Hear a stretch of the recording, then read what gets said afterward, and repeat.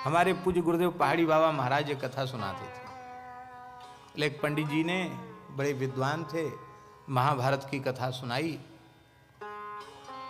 एक राजा को महीना 2 महीना कथा हुई। महाभारत की कथा कम से कम 2 महीना से कम क्या होगी,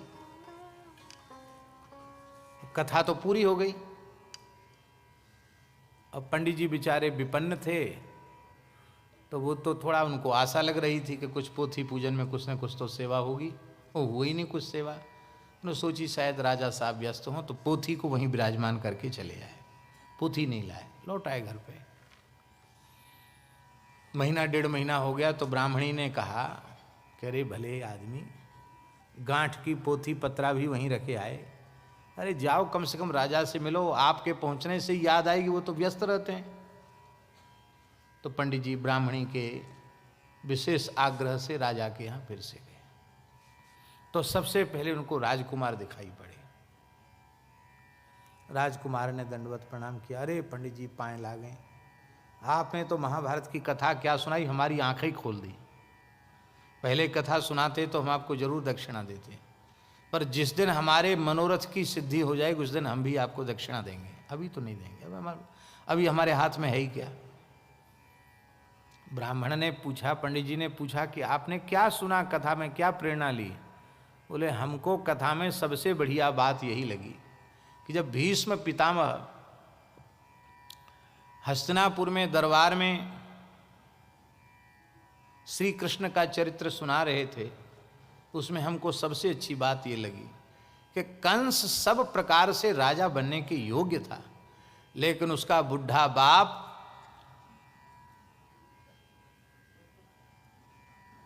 उग्रसेन अपने योग्य पुत्र को गद्दी नहीं दे रहा था। उसने मंत्रियों के साथ षड्यंत्र करके पिता को अपदस्थ कर दिया और स्वयं शासक बन बैठा। हमने भी योजना बना ली है, पिताजी को जेल में डालने वाला हूँ और खुद राजा बनने वाला हूँ। ये हमने महाभारत की कथा सुनकर प्रेरणा प्राप्त की। पंडित जी ने माथा ठोका, धन्य है, पितृभक्ति की प्रेरणा न प्राप्त करके पिता को कारागार में डाल के बलपूर्वक राजा बनने की प्रेरणा इसको मिली। आगे बढ़े तो राजकुमारी मिली। राजकुमारी ने प्रणाम किया, महाराज धन्य है, आपकी कथा से तो हमारा उद्धार ही हो गया। आपने क्या प्रेरणा ली? कि देखो बहुत लाडली हूँ ना मैं घर में, तो मेरे माता पिता हमारा विवाह करने की चिंता ही नहीं कर रहे हैं। आपने कथा सुनाई कि सुभद्रा जी ने अपने आप अर्जुन का वर्ण कर लिया, ऐसे ही मैंने भी किसी राजकुमार से बातचीत कर ली है, मैं भी भागने वाली हूँ। मेरे मनोरथ की पूर्ति हो जाएगी तो मैं भी आपको दक्षिणा दूंगी। लो धन्य है, इसने ये प्रेरणा प्राप्त की। आगे बढ़े तो रानी मिली। रानी ने कहा महाराज ऐसी कथा पहले आपने क्यों नहीं सुनाई, आज इतनी देर क्यों लगा दी कथा सुनाने में? आपने तो बहुत भारी कृपा की हमारे ऊपर जो कथा सुनाई। क्या? बोले अब हमारी समझ में आया कि द्रौपदी का पंचकन्याओं में स्मरण क्यों किया जाता, क्यों उनके 5 पति थे, तो मैं भी अब वही विचार करने वाली। पंडित जी ने कहा हे भगवान, इससे अच्छा तो कथा न सुनाते इन मूर्खों के बीच में तो ठीक था। चलो राजा साहब के यहाँ चलें। राजा के यहाँ महाराज जी जैसे ही पहुँचे, राजा ने बहुत आव भगत की, पंडित जी को प्रणाम किया, ऊंचे आसन पर बिठाया, माला भी पहना दी। और पंडित जी ठीक है, हाँ कृपा है, बहुत बढ़िया है, अच्छे हैं, कैसे पधारे? पोथी लेने। हाँ ले जाओ, पोथी क्या है, पोथी तो रखी, ले जाओ, सुरक्षित है, ले जाओ। तो उन्होंने कहा थोड़ा पोथी का नियम होता है कि कुछ पूजा वूजा करके तब, कि देखो पहले तो हमारी आंख बंद थी, आपने कथा सुना के आंख खोल दी। दुर्योधन ने स्पष्ट शब्दों में कह दिया कि बिना युद्ध के हे केशव सुई की नोक के अग्रभाग के बराबर भी नहीं दूंगा। तो आपकी हिम्मत हो तो युद्ध करके ले जाओ, भले ही कुछ भी। ऐसे में आपको फूटी कोड़ी देने वाला।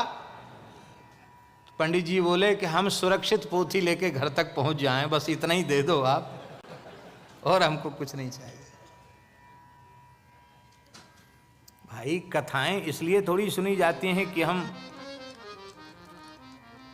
जो कथा के ऐसे पात्र हैं जो प्रेरणा लेने योग्य नहीं हैं, उनसे हम प्रेरणा लें, इसलिए कथा नहीं। कथा श्रवण का फल है रामादिवत प्रवर्तितव्यम न रावण आदिवत। हम भगवान के चरित्र को आदर्श माने, भगवान के प्राण प्यारे भक्तों के चरित्र को आदर्श माने, ऋषि मुनि महात्माओं के चरित्रों को आदर्श मानकर उनके अनुकूल व्यवहार करें। ये कथा श्रवण का फल है। तो उत्तम श्रेणी में बैठकर कथा श्रवण करेंगे तो उत्तम फल मिलेगा, और उत्तम श्रेणी आपकी नहीं होगी तो फिर आपको कथा का उत्तम फल नहीं मिलेगा। इसलिए कृष्णार्थी बनकर कथा सुनना और कृष्णार्थी बनकर कथा कहना, यही कथा कहने और सुनने का फल है। स्कंद पुराणोक्त महात्म्य का संक्षिप्त स्मरण हमने किया। एक श्लोक और हमारे कहने का मन कर रहा है, कह देते।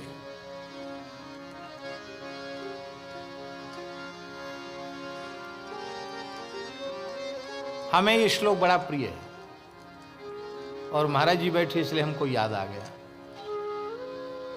भगवन्मति रनपेक्षा सुहृदो दीने सुसानुकंपो यः बहुधा बोधन चतुरः वक्ता सम्मानितो मुनिभिः। उद्धव जी कह रहे हैं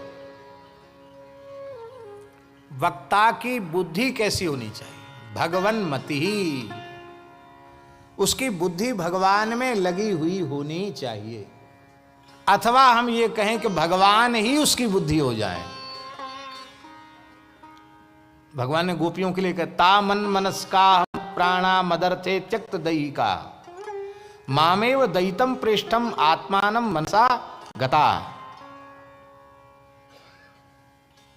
यहां ता मन मनस्का का अर्थ केवल मन नहीं है, अंतःकरण चतुष्टय से वहां उसका अर्थ ग्रहण किया गया है।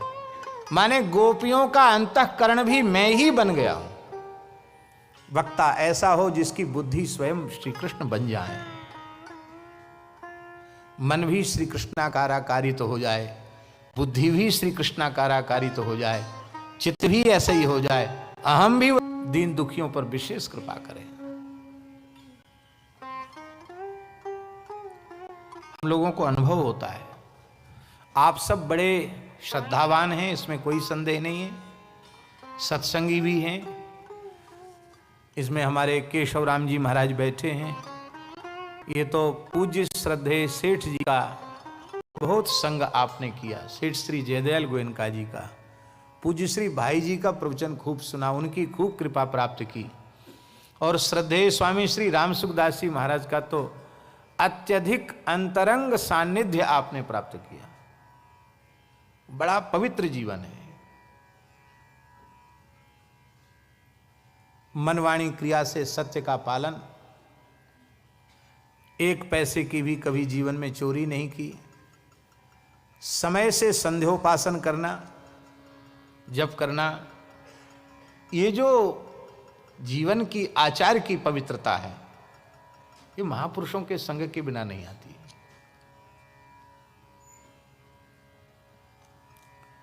हम ये नहीं कहते, आप लोगों में बहुत अच्छे अच्छे श्रोता हैं, पर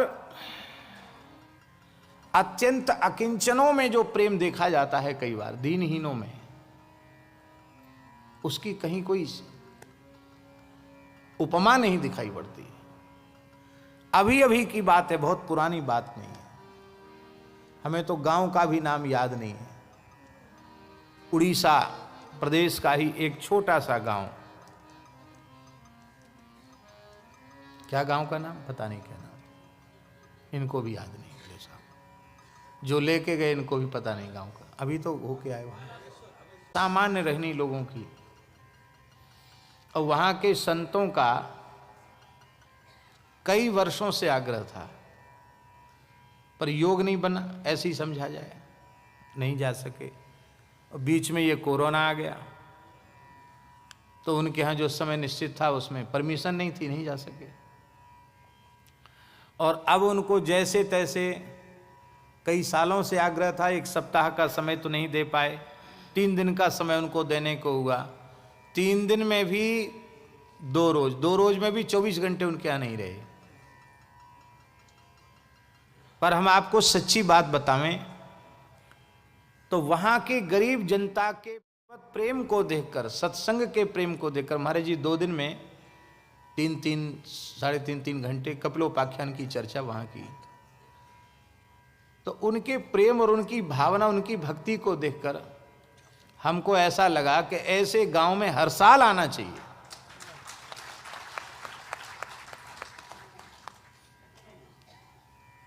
प्रत्यक्ष लोगों के जीवन में सत्संग का प्रभाव दिखाई पड़ता है।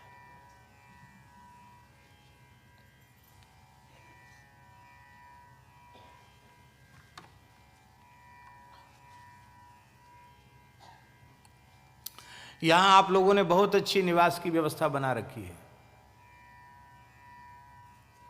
वहां महाराज आ रहे हैं तो कहाँ रहेंगे? तो एक छोटी कोठरी बनाई थी, एक हॉल और कमरा इतना छोटा, उसमें एक ही तखत, एक चौकी आ जाए, बाद में वहाँ कोई ज़्यादा दूसरा भी वहाँ ना अट सके, उसको अटैच जोड़ने के हिसाब से उन लोगों ने बेचारों ने जैसे तैसे बनाया था। हॉल में थे हम लोग सब। अब रोते ही रहे बेचारे महात्मा, आप इतनी छोटी जगह में कब? अरे भैया छोटी बड़ी, सोते तो इतनी ही जगह में है ना, छोटी बड़ी से क्या लेना देना।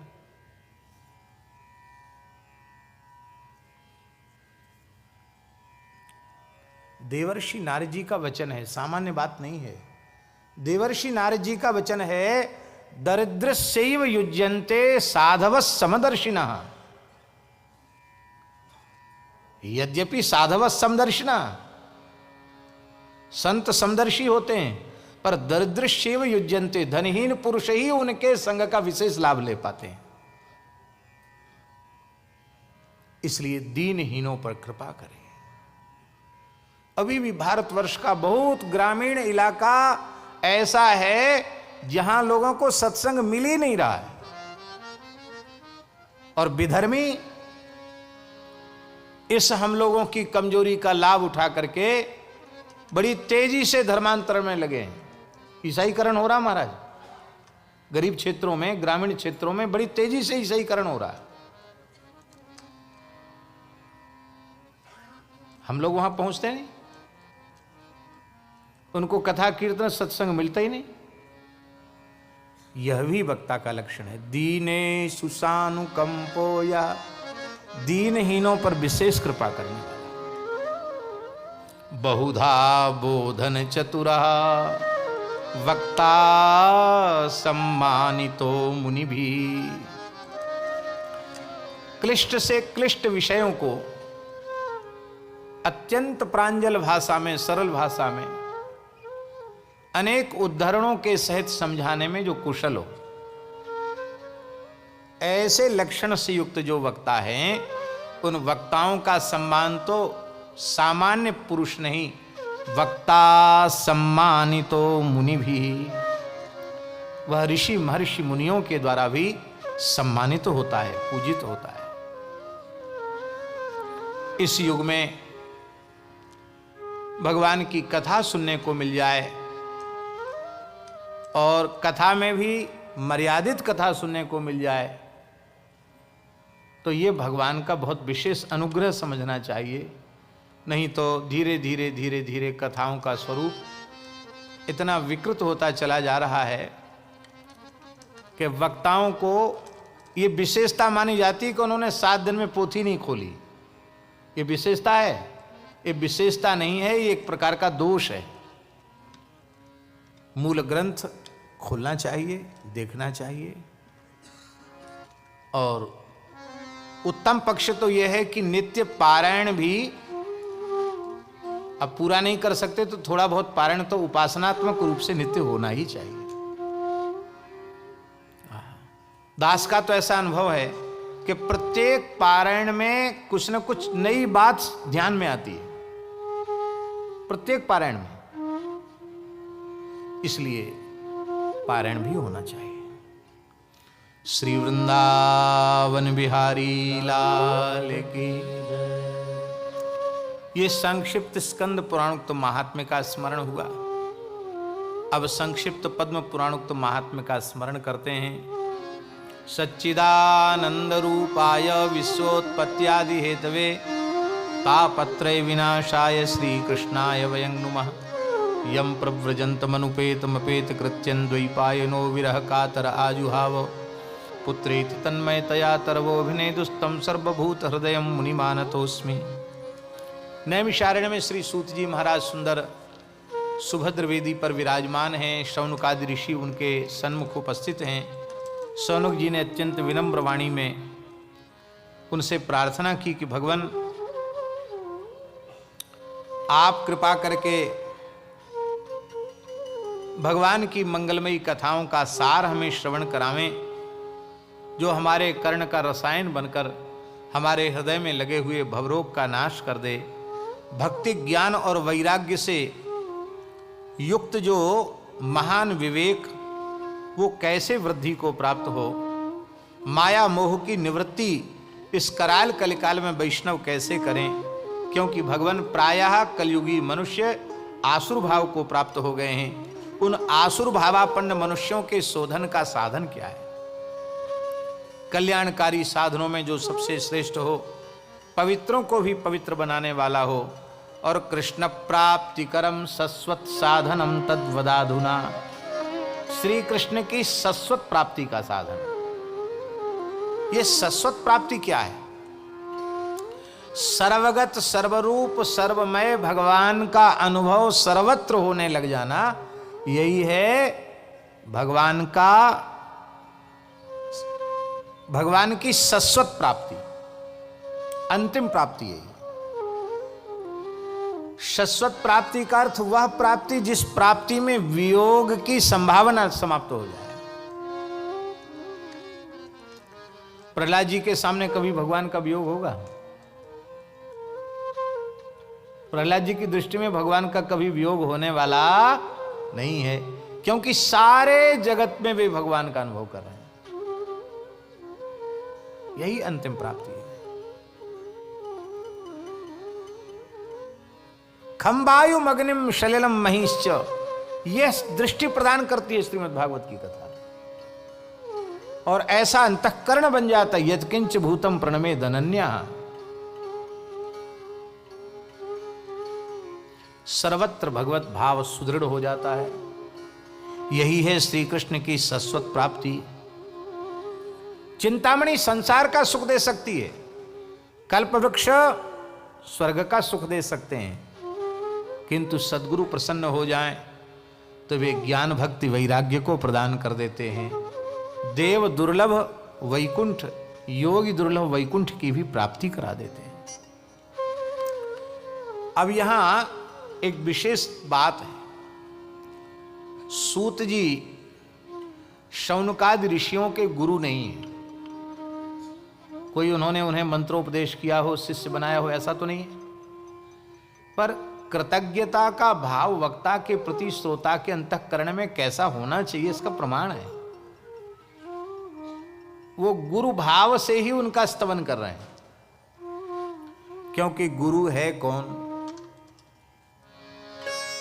भगवान आदि शंकराचार्य तो प्रश्नोत्तर कह रहे हैं, कोवा गुरु यो ही हितोपदेष्टा।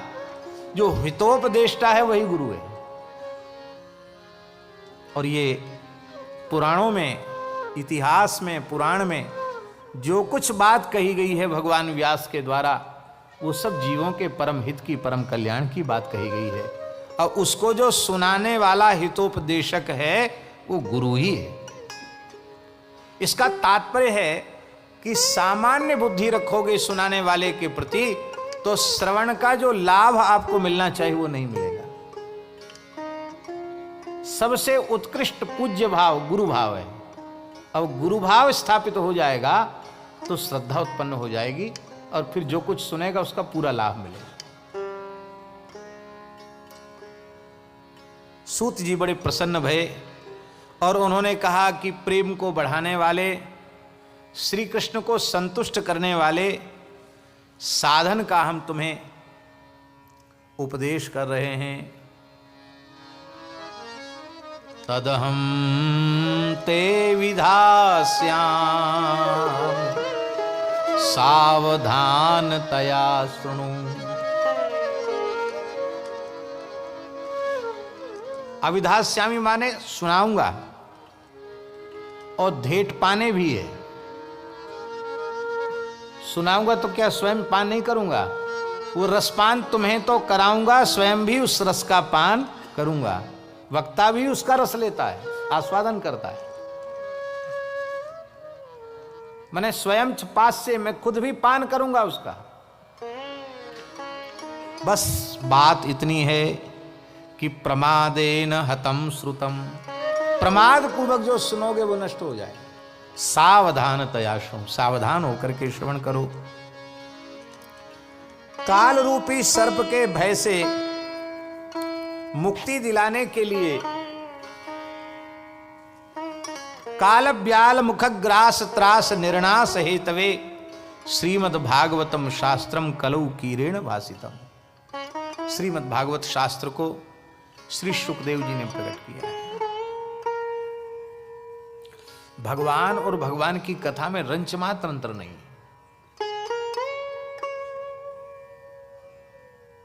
भगवान और भगवान की कथा में बिल्कुल भेद नहीं। भगवान का प्रत्यक्ष दर्शन हो जाए और उनके चरणों में साष्टांग प्रणाम का सौभाग्य प्राप्त हो जाए, और वे इतने प्रसन्न हो जाएं कि उठाकर हमको अपनी गोद में बिठा लें, और इतने अधिक द्रवित हो जाएं कि अपना दक्षिण श्री कर कमल प्रसन्नतापूर्वक हमारे मस्तक पर पधरा दें, तो इस अनुग्रह का फल क्या होगा? इस अनुग्रह का फल होगा काल रूपी सर्प के भय से मुक्ति। यही अनुग्रह परम भागवत महाभागवत प्रहलाद जी को प्राप्त हुआ। श्री सुखदेव जी वर्णन कर रहे हैं, स्वपाद मूले पतितम तमर्भकम विलोक्य देवः कृपया परिप्लुतः उत्थाप्य तच्छीर्ष्ण्य दधात् कराम्बुजं कालाहि वित्रस्तधियां कृता वयम्। अपने चरणों में साष्टांग प्रणाम करते हुए प्रहलाद जी को देखकर भगवान नृसिंह वात्सल्य समुद्र में स्वयं ही डूब गए। कृपया परिप्लुता, उत्थाप्य प्रहलाद जी को उठाया, अपनी गोद में बिठाया, और तच्छीर्ष्णि कराम्बुजम अदधात, उनके मस्तक पर अपना करकमल पधरा दिया। क्या हुआ उससे? काला ही वित्रस्त धियांग कृता भयम, काल ही है अहि सर्प, उस काल रूपी सर्प के भय से मुक्ति मिल गई प्रहलाद जी को। और यही बात तो कथा से हो रही है। काल ब्याल मुखग्रास त्रास निर्णास हेतवे श्रीमद् भागवतम शास्त्रम कलौ कीरेण भासितम। जो भगवान से फायदा है वो भगवान की कथा से फायदा है। कथा सुनने को मिल जाए तो समझ लेना भगवान मिल गए। एक बात तो महाराज जी है, कथा सुनने को मिल गए तो मानो भगवान मिल गए।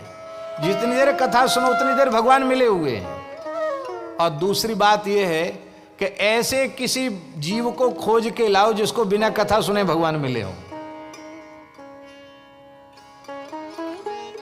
बिना कथा सुने जिसे भगवान मिले हो उसको पकड़ के लाओ, कोई नहीं मिलेगा, एक भी नहीं मिलेगा।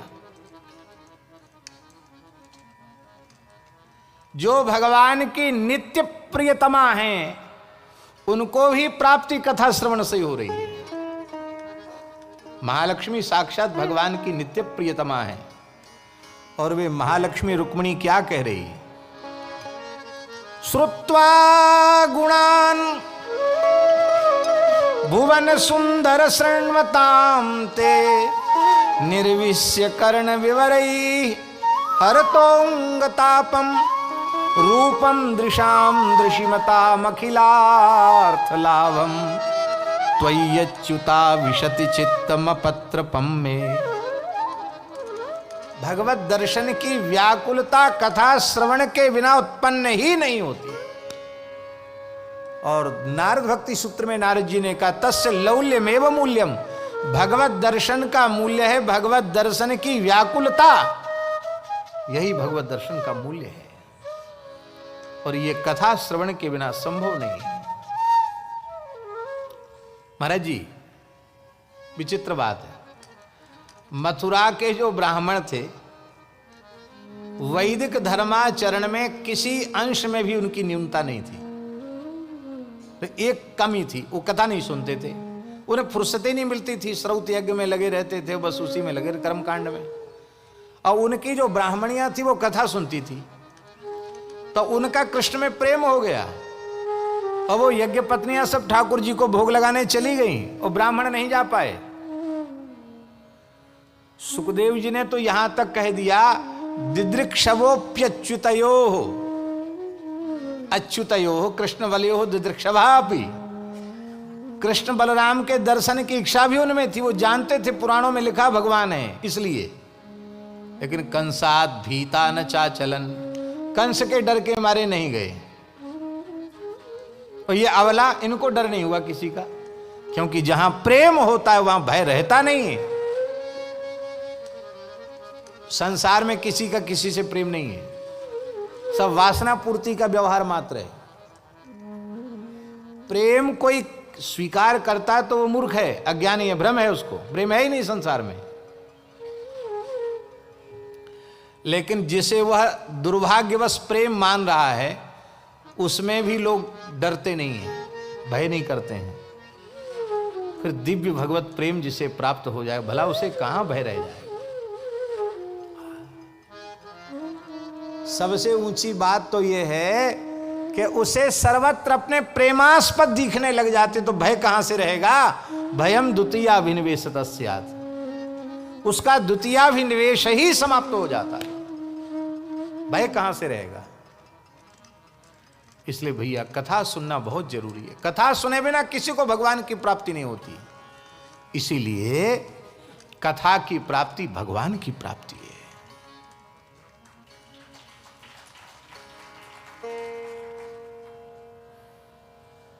नारद जी ये धरती सर्वोत्तम है ऐसा मान करके धरती पर आए, पर सर्वत्र अधर्म का तांडव उन्होंने देखा। तीर्थों में भी कहीं सार उन्हें दिखाई नहीं पड़ा, और अंत में वे अत्यंत व्याकुल हृदय से वृंदावन गए। वृंदावन में उन्हें बड़ी शांति मिली, आज भी वृंदावन में बड़ी शांति है। पूज्य स्वामी जी ने तो चातुर्मास वहां किया था, यमुना जी के पुलन के ही क्षेत्र में। सच्ची बात है, वृंदावन में रहने के बाद तो फिर कहीं जाने का मन ही नहीं करता है, ऐसी दिव्य भूमि है वृंदावन।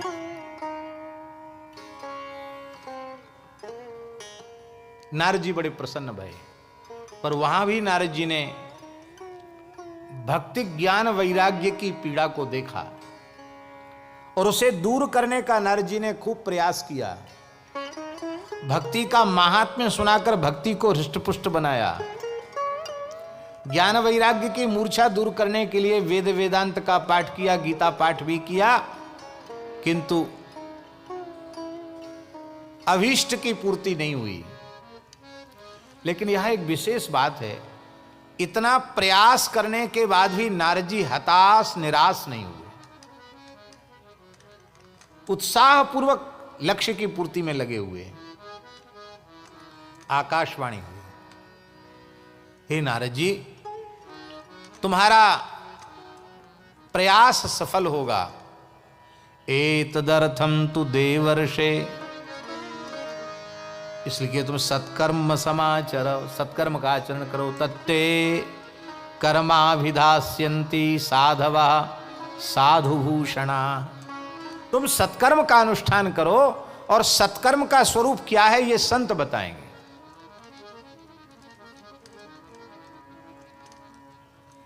नारद जी स्वयं संत हैं, विरक्तों में शिरोमणि हैं, लेकिन उन्हें भी यदि सत्कर्म का स्वरूप समझना है तो उन्हें भी किसी संत चरण का आश्रय लेना पड़ेगा।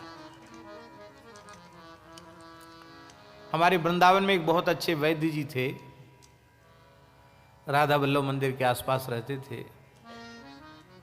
तो एक वैद्य जी बहुत बीमार थे, हमारे महाराज जी के पास रहते थे। उनको लेके हम रिक्शा में बिठा के उन वैद्य जी के पास गए। तो उन्होंने नाड़ी देखी खाली पेट, और कुछ ईंटा का चूरन जैसा घिस के कुछ ले आए, लाल पीला चूरन मिला के पुड़िया बना के दे दिया और बोले ले उसको गर्म जल से ले लेना, ये परहेज बताया और ठीक हो जाओगे। बोले आपका बुखार बिगड़ गया, म्यादी बुखार हो गया, ठीक हो जाए। तो जिनको दवाई दी वो वैद्य थे, जिनको हम लेके गए थे वो आयुर्वेदाचार्य थे, वैद्य थे। उन्होंने कहा कि आपने क्या कौन सा योग बना करके दिया है, थोड़ा हमको भी बतावें। इतना सुनते वो वृद्ध वैद्य जी नाराज हो गए। हमको पता होता कि तुम वैद्य हो तो हम दवाई ही नहीं देते तुमको। अरे क्यों? बोले पहले ठीक हो जाओ, बाद में पूछना तब बताएंगे।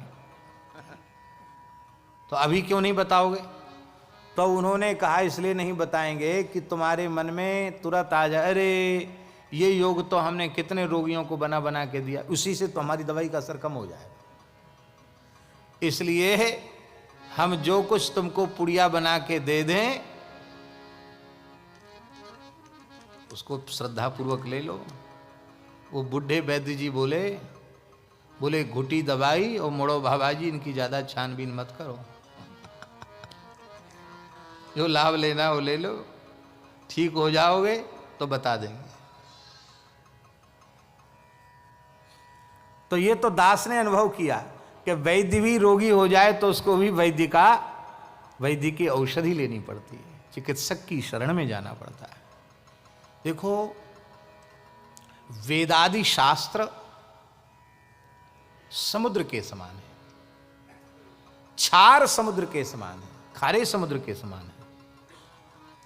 और सत्पुरुष ऋषि मुनि महात्मा ये मेघ के समान है, बादल के समान है।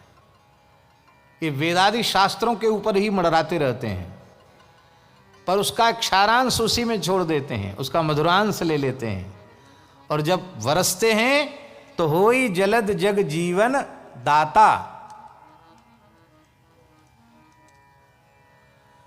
और जैसा खारा पानी समुद्र में है, जो ज्यों का त्यों पानी मेघ अपने में आहरण करें और वैसा ही बरसने लग जाएं तो जीवन दाता बनेंगे कि जीवन घाता बन जाएंगे। महाराज जी बिना प्रलय के प्रलय हो जाएगा, सब मकान बिल्डिंग सब नमक से सब गल जाएगा। अपनी बुद्धि से पुस्तक में पढ़कर जिसका निश्चय किया गया है, हो सकता है वह सत्कर्म भी सत्कर्म न हो, पर जो वैदिक सदाचार की प्रतिष्ठा जिनके जीवन में है, ऐसे भगवत भक्त सत्पुरुष कृपा पूर्वक जिस साधन का उपदेश कर दें, वो देखने में सामान्य से सामान्य साधन होता हुआ भी साधक के लिए कल्याणकारी होता है।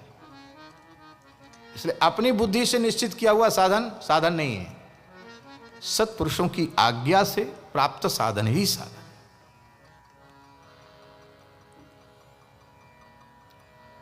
नारद जी कहते हम खोजने के लिए सब जगह आए, बद्रिकाश्रम में आए तो हे सनकादिक भगवान आपका दर्शन हो गया, अब आप बताइए।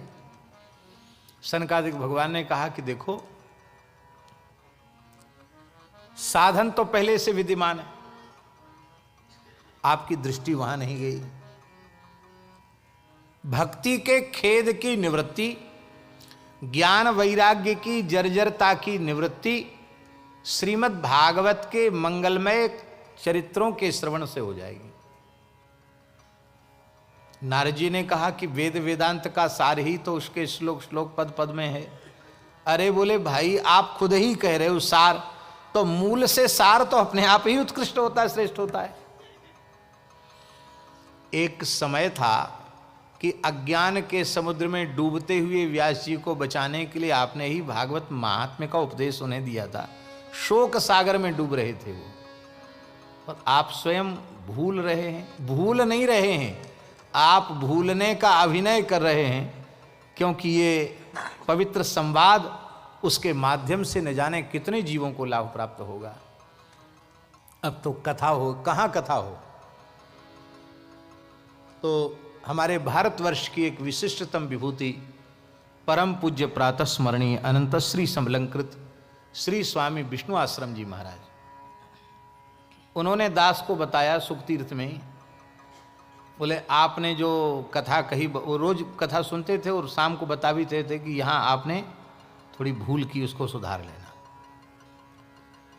तो हमको बोले आपने कहा कि तटमानंद नामकम गंगा द्वार समीपेतु तटमानंद नामकम, तो आपने इसको ऋषिकेश बता दिया। हम तो यही सुना था, वही हमने बता दिया। नहीं, गंगा द्वार समीपेतु तटमानंद नामकम शुकतीर्थम, लिए आनंद वन है और नाना तरुलता किरणम नवकोमल वालुकम। तो स्वामी जी बोले कि नवकोमल वालुकम ये वहां कहाँ, ये तो यही है। इसलिए जो वर्णन है वो शुकतीर्थ की प्रकृति का वर्णन है। इसलिए बोले कि सनकादिक भगवान ने भी इसी सुखतीर्थ में विराजमान होकर नारद जी को कथा सुनाई, जिससे ज्ञान भक्ति वैराग्य के खेद की निवृत्ति हुई। तो जब से उन्होंने हमको बताया, तब से हम उनका स्मरण करते हुए बात कहते हैं कि सनकादिक भगवान सुखतीर्थ में विराजे और उन्होंने प्रसन्न होकर के श्रीमद् भागवत की कथा कहना आरंभ किया। जो लोग दौड़ कर आए ना कथा सुनने, सबका नाम लिखा है, और जो बुलावे पर आए उनका नाम नहीं लिखा है। गुरुत्वात् तत्र नायातान भृगु संबोध्य चानयत, जो अपने में बड़ी गुरुता का अनुभव कर रहे, हम बिना बुलाए कहीं नहीं जाते, भृगु जी उनका न्योता दे आए, उनका नाम नहीं लिखा है। और धावंतो प्यायु सर्वे प्रथमम ये च वैष्णवा, जो दौड़ते भय आए, भृगुर वशिष्ठा च्यवन सरद्वान अरिष्ट नेमी आदि आदि जो ऋषि महर्षि आए, उन सबके नाम लिखे हुए हैं। हमारे पूज्य गुरुदेव कहते थे कि दौड़ के कथा सुनने जाओगे तो भगवान के रजिस्टर में तुम्हारा नाम लिख जाएगा, अब बुलाने से जाओगे तो नाम नहीं लिखा जाएगा। हमारे महाराज जी कहते थे, तुमसे जो घोर शत्रुता रखता हो, उसके यहाँ भी राम कथा कृष्ण कथा हो रही हो, तो आप जाओ, बैठ के कथा सुनो। हो सकता है कि वो द्वेष की समाप्ति ही कथा में हो जाए। आप बिना बुलाए भी जाओगे तो जरूर उसके मन में एकाध न एकाध बार तो आएगा, भाई बड़ा भला आदमी है। हमने एक बार भी झूठे मुंह से भी नहीं कहा, ये रोज कथा सुनने आता है, कुछ स्वार्थ तो है नहीं, प्रणाम भी करता है, खत्म हो जाएगा द्वेष। कथा श्रवण करने की बहुत बड़ी महिमा है। अभी तो कथा का महात्म्य ही चल रहा था कि इसी महात्म्य के बीच हम बहुत संक्षेप में कह रहे हैं, भक्ति ही सुतौ तौ तरुणौ गृहीत्वा प्रेमैक रूपा सहसा विरासी।